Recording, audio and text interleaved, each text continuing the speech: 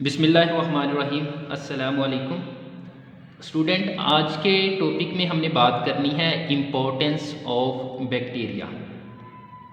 इंतहाई important topic है और अक्सर एग्ज़ाम में ये शॉर्ट के तौर पर पूछा जा सकता है।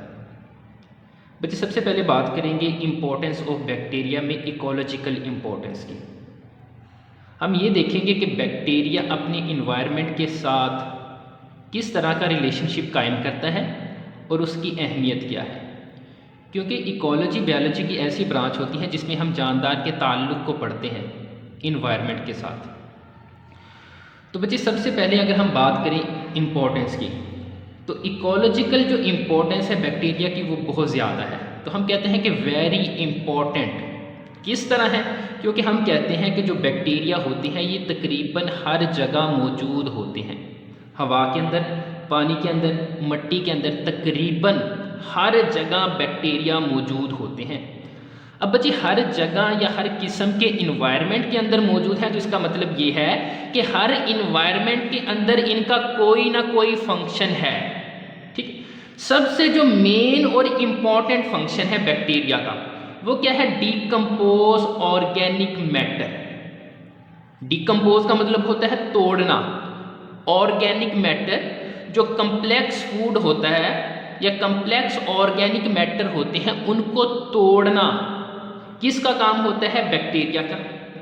अगर बच्चे मैं इन्वायरमेंट की बात करूं तो जितने भी जानदार हैं वो एनर्जी पे चलते हैं, तो उस एनर्जी को बनाने में या उस एनर्जी के साइकिल को चलाने में बैक्टीरिया का बहुत इंपॉर्टेंट रोल है। क्यों इंपॉर्टेंट रोल है? क्योंकि ये डिकम्पोज करते हैं, तोड़ते हैं ऑर्गेनिक मैटर को, जिससे छोटे छोटे सिंपल इनऑर्गेनिक सब्सटेंस बनते हैं और उसके नतीजे में क्या होता है? एनर्जी रिलीज होती है। उस एनर्जी को बाकी जानदार है वो इस्तेमाल करते हैं। तो इस तरह बैक्टीरिया अपनी खुराक भी हासिल कर लेता है और दूसरे जानवरों के लिए भी एनर्जी का एक फ्लो का बाइस बनता है। तो हम कहते हैं डिकम्पोज ऑर्गेनिक मैटर। बच्चे, फिर मैंने लिखा कंप्लीट साइकिल, कि ये जो डिकम्पोजिशन होती है उससे मुख्तलिफ किस्म के न्यूट्रेंट हैं वो निकलते हैं जो कि साइकिल को कंप्लीट करने में इंपॉर्टेंट रोल प्ले करते हैं। वो कौन कौन सा साइकिल है? बच्चे, नाइट्रोजन साइकिल। इससे पहली क्लासेस के अंदर आपने नाइट्रोजन साइकिल यानी कि नाइट्रोजन वो फिक्सेशन वाला जो होता है कि एटमॉस्फेयर के अंदर नाइट्रोजन मौजूद होती है, उसको ऑर्गेनिज्म यूज़ नहीं कर पाते, उसको नाइट्रेट या नाइट्राइट के अंदर कन्वर्ट किया जाता है और फिर बाद में क्या होता है? डीनाइट्रिफिकेशन बैक्टीरिया के ज़रिए उसको दोबारा एटमॉस्फेरिक नाइट्रोजन के अंदर कन्वर्ट कर दिया जाता है। तो इसे हम बच्चे नाम देते हैं नाइट्रोजन साइकिल का। इसके अलावा फास्फोरस जो होती है उसके साइकिल को भी कंप्लीट करने में बैक्टीरिया का रोल है। इसके अलावा अगर मैं बात करूं कार्बन साइकिल, तो इसको भी कंप्लीट करने में बैक्टीरिया का रोल है। और इसके अलावा एक हमारे पास दिया गया है सल्फर। ठीक, तो इन तमाम के साइकिल को कंप्लीट करने में, साइकिल हम किसे कहते हैं? मिसाल के तौर पर मैं कह देता हूं कि ये पॉइंट ए है, यहाँ से कोई चीज़ स्टार्ट होती है, वो सीक्वेंस से होती होती वापस ए पे आ जाती है, तो इसे हम नाम देते हैं साइकिल का। तो इस तरह nitrogen cycle, phosphorus cycle, carbon cycle, sulphur cycle, इन तमाम को कंप्लीट करने में बैक्टीरिया का रोल है। तो बच्चे, सबसे जो मेन पॉइंट था वो हमने डिस्कस किया एनर्जी के हवाले से। नेक्स्ट अगर हम बात करें इकोनॉमिक इम्पोर्टेंस, कि हमें इसका मुआशी फ़ायदा क्या है, तो ग्रेट इंपॉर्टेंस है बैक्टीरिया की इकोनॉमिक पॉइंट ऑफ व्यू से। क्यों है? क्योंकि बच्चे बैक्टीरिया को इंडस्ट्री के अंदर यूज़ किया जाता है। इंडस्ट्री के अंदर इसको यूज़ किया जाता है। कौन कौन सी इंडस्ट्री के अंदर यूज़ किया जाता है? बेसिकली हम बात करते हैं बैक्टीरिया कौन है फूड इंडस्ट्री के अंदर या मुख्तलिफ किस्म की जो बेकरी इंडस्ट्री है, डिफरेंट प्रोडक्ट बनाने के लिए इसको इस्तेमाल किया जाता है। इसके अलावा ड्रग्स इंडस्ट्री के अंदर इसको इस्तेमाल किया जाता है। ड्रग्स की डेफिनेशन क्या होती है? The chemical substance that effect on metabolism, जो मेटाबॉलिज्म पे इफेक्ट डालता है उसे हम नाम देते हैं ड्रग्स का। अब बच्चे, इसमें डिफरेंट चीज़ें आ जाती हैं। मिसाल के तौर पर एंटीबायोटिक्स, एंटीबायोटिक बनाने के अंदर, इसके अलावा वैक्सीन बनाने के अंदर भी क्या होता है? बैक्टीरिया का रोल है। तो हम बात करते हैं कि इंडस्ट्री के अंदर इसका बहुत ज़्यादा रोल है। इसके अलावा बायोटेक्नोलॉजी, बच्चे बायोटेक्नोलॉजी की हमने डेफिनेशन पढ़ी थी, use of living organism for service of Mankind, कि इंसानियत की भलाई के लिए छोटे यानी कि माइक्रो ऑर्गेनिज्म को यूज़ किया जाता है, इसे हम नाम देते हैं बायोटेक्नोलॉजी। अब बच्चे इससे क्या है कि डिफरेंट किस्म की प्रोडक्ट बनाई जाती है और वो प्रोडक्ट इंसान इस्तेमाल करते हैं और अपने लाइफ स्टैंडर्ड को इंक्रीज़ करते हैं। तो इस तरह बैक्टीरिया एक इंसान का म्यार ज़िंदगी बुलंद करने के अंदर रोल प्ले करता है और इसको हम डिस्कस करते हैं बायोटेक्नोलॉजी के अंदर। जहाँ बच्चे इसके फ़ायदे हैं, इसके कुछ नुकसान भी हैं। तो जिस तरह हम इंडस्ट्री की बात करें बच्चे, इसके कुछ हार्मफुल इफ़ेक्ट भी हैं। वो हार्मफुल इफ़ेक्ट क्या है कि मुख्तलिफ़ किस्म के जो बैक्टीरिया होते हैं वो स्पॉयलेज ऑफ फूड का बाइस बनते हैं। स्पॉयलेज ऑफ फूड से मुराद ये है कि ये जो फूड होता है उसके गलने सड़ने के अंदर बैक्टीरिया का रोल होता है।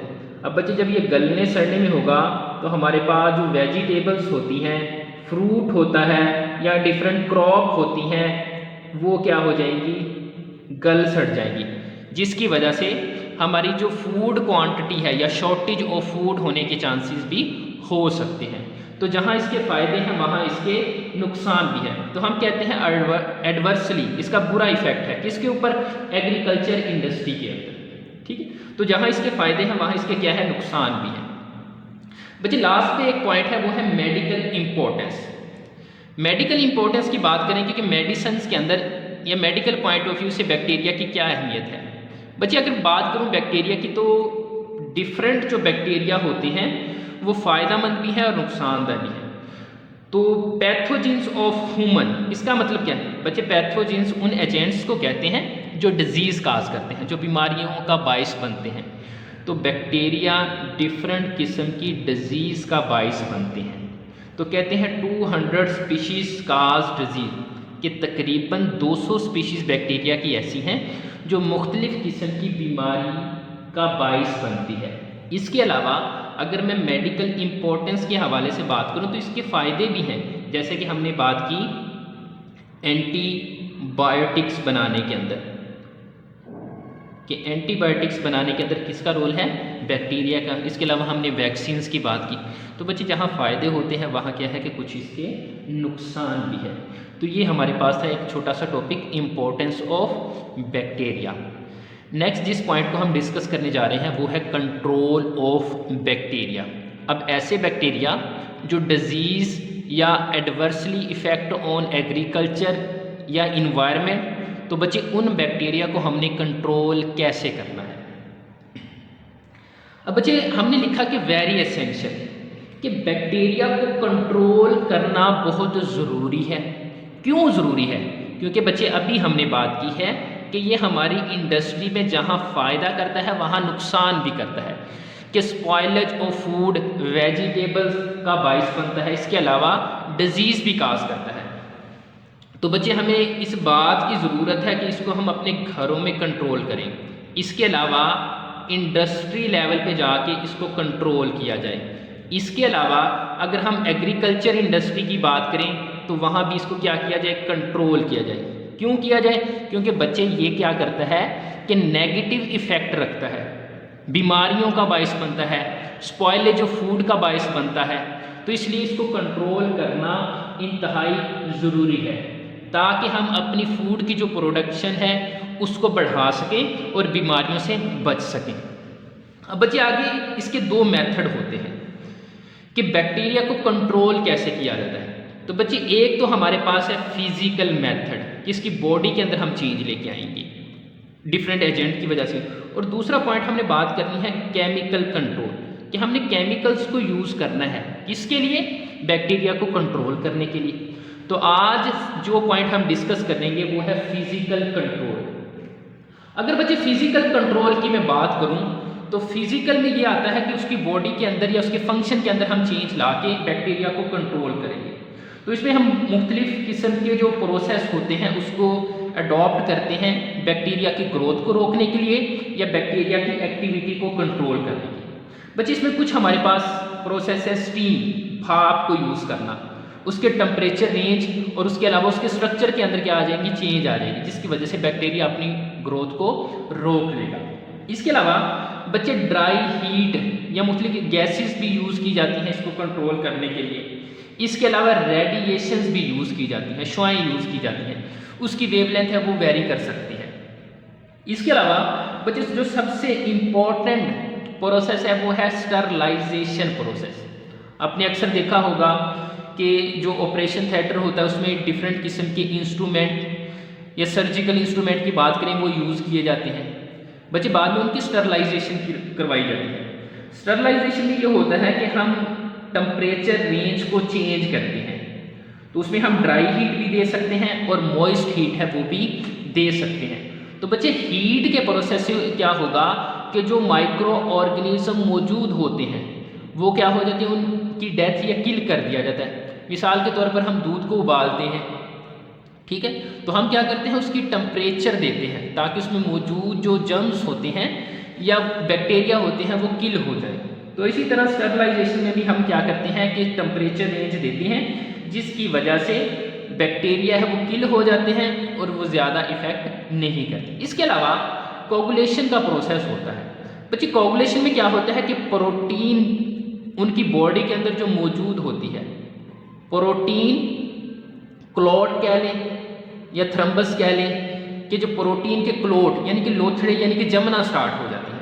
अब बच्चे जब प्रोटीन जमना स्टार्ट होती है तो बैक्टीरिया अपनी मेटाबॉलिक एक्टिविटी को या ग्रोथ को कंटिन्यू नहीं कर पाता, जिसकी वजह से बैक्टीरिया की ग्रोथ रुक जाएगी और वो आगे मज़ीद इफेक्ट नहीं करेगा। इसके अलावा बच्चे रेडिएशंस को भी यूज़ किया जाता है, जैसे हमने पहले बात की कि रेडिएशंस को यूज़ करते हैं और बच्चे उसकी जो रेंज होती है, तो इलेक्ट्रोमैग्नेटिक रेडिएशंस की बात करते हैं तो उसकी बच्चे जो रेंज होती है वो 300 नैनोमीटर, ये मोस्ट इफेक्टिव होती है माइक्रो ऑर्गेनिज्म को किल करने के लिए। इसके अलावा गैमा रेज भी होती हैं वो भी यूज़ की जाती हैं। इसके अलावा कुछ बच्चे कंपाउंड होते हैं एंटीबायोटिक्स, हार्मोन वगैरह, वो भी क्या करते हैं यूज़ किए जाते हैं ताकि बैक्टीरिया को कंट्रोल किया जा सके।